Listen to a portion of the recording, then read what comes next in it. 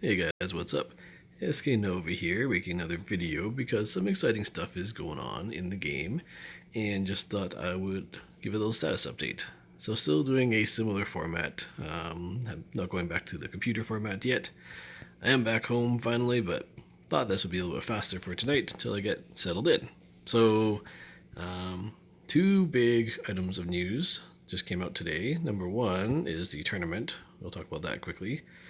As you can see, I am currently ranked number one in the group. It's a much faster tournament than the last time. It's basically 2 days, and the goal is to farm Ice Golem as much as possible. The rewards are nowhere near as good as the last time, but they're still rewards, and I just kind of want the Legendary Tome. So, sorry everybody that's in my group. I am going to start another big farming session here, and I'm hopefully going to win at least a Legendary Tome. Now, the global leaderboard is interesting because I don't know what the prizes are, and there's probably no way I'm going to catch up to these people who are probably just farming it like crazy on auto for the full 48 hours. There's a chance I can get in on the bottom half here since I'm about to start farming again, but um, I don't think anyone's going to catch the very top people who have probably started farming from the get-go. I don't know if there are going to be prizes for the people on that leaderboard or what, but either way, good luck everybody. And yeah, it's cool. It's an easy tournament, or not an easy tournament. It's a simple tournament. Don't know what the rewards are. Nothing worth going crazy for, but Ice Golem offers a few sets that are kind of worth it, like the crit set, possibly the defense set, and reflex are some of the best sets. Let's take a quick look at that. So, you kind of want to farm Ice Golem anyways, because the crit gear is pretty good.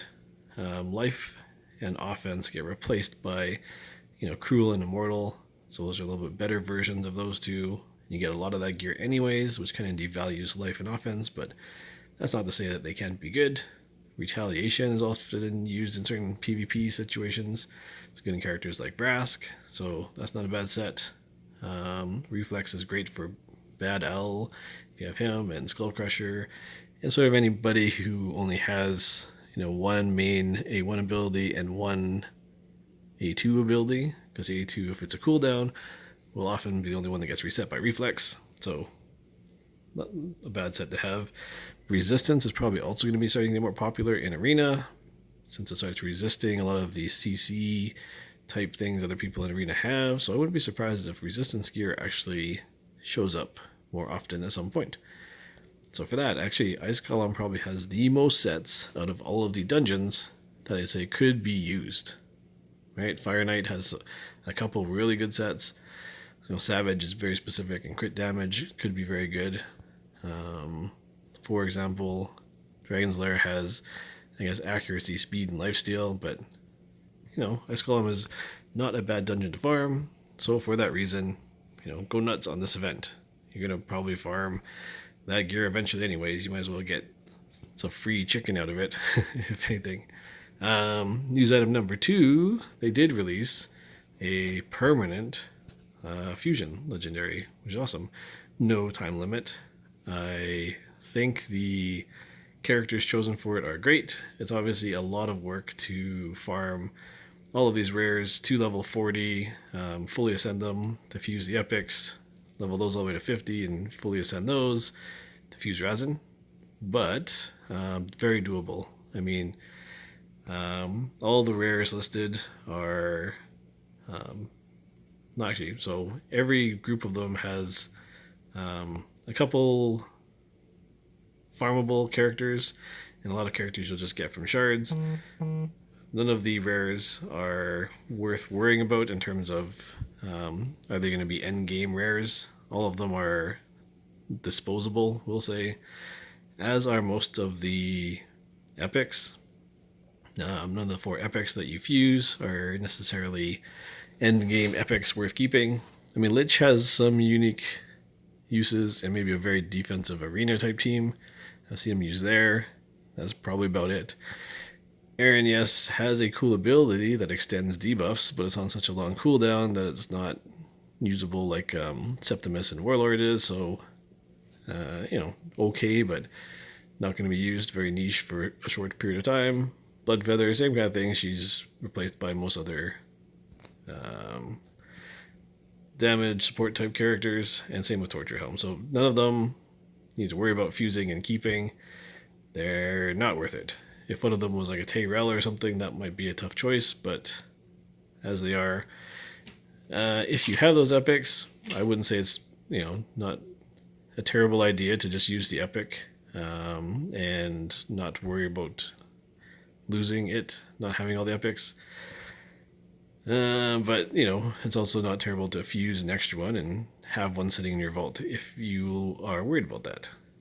Now, Razin, in general, great character. Let's bring up his full index 1, which gives him the level 60 fully ascended version. So, starting off, he's a defensive character. He does actually do decent damage, but he'll never do the same kind of damage that like an attack-based character would. He's really a defensive support type character, but that makes him very valuable in pretty much everywhere. You can use him in clan boss, arena, number of dungeons. You could make him your campaign farmer, I guess, but his main use that you typically see him in is probably clan boss and arena. The great thing about him for a clan boss is he does have a buff removal. He has a 3-hit A1, which used to be huge before War Master, right? So if it was only Giant Slayer, he was top tier back then. He has an A2, which is on a 3-turn cooldown, which provides both of the main damage increasing debuffs. So that's pretty awesome. Do have to fully skill him up to get him to 3 turns, so that's a little bit expensive, but he's a character I'd say would be worth investing. His his A2, his A3 makes it worthwhile. That adds a little bit for certain dungeons, the turn meter reduction. It's not something that's great on clan boss. I guess the good thing about clan boss, it's only a 6-turn cooldown, fully skilled.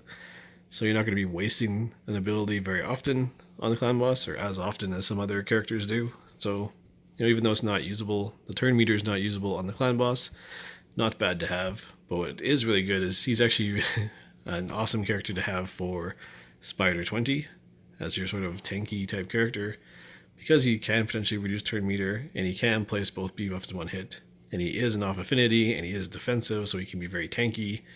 So a great choice to have for if you're going for the tanky spider build, kind of like I am, or I have currently. Now with the 6-star gear being a little bit more farmable, you could potentially go with a higher crit damage Cold Heart and potentially not have to survive multiple rounds. But either way, Razin is really good. Depending on your list, he could be in the top 10 legendary category or just outside the top 10, but he's definitely in the top 15 or 20 easily, I would say. So it's pretty cool. It's I'd say the second to best fusion hero so far, Sir Nicholas being the number 1 and Razin being number 2. Fully number 3. And then I guess even like the rares would be better than Shamrock, like Relic Keeper. So Razin is definitely up there, definitely worth using. I'm sure a lot of people are happy about that, except for maybe the people that already had him, because it is kind of a bummer to have a fusion character for one that you already have, and not necessarily worth fusing 2 of him. But hey, if you don't mind doing so, not terrible. So cool, guys. I'm excited about fusing Razin. I haven't totally started yet. I only have 2 of the 4 characters for the fusion. Valerie's texting back and forth. So I have Lich and Bloodfeather. You can see I pulled up all the characters for Torture Helm. I think I have all the characters for Aaron Yes sitting in my bank as well. I'm just contemplating whether or not I should fuse another Lich or Bloodfeather if I really need to use them. I'm thinking no. So it probably will be a little bit quicker for me, but for right now I'm just going to focus on the tournament, finishing that off just for fun and just because I want some extra gear from the Ice Golem, and then I'll start working on Razin maybe after that. Hope you guys liked that video, just a little status update, and we will see you in the next one.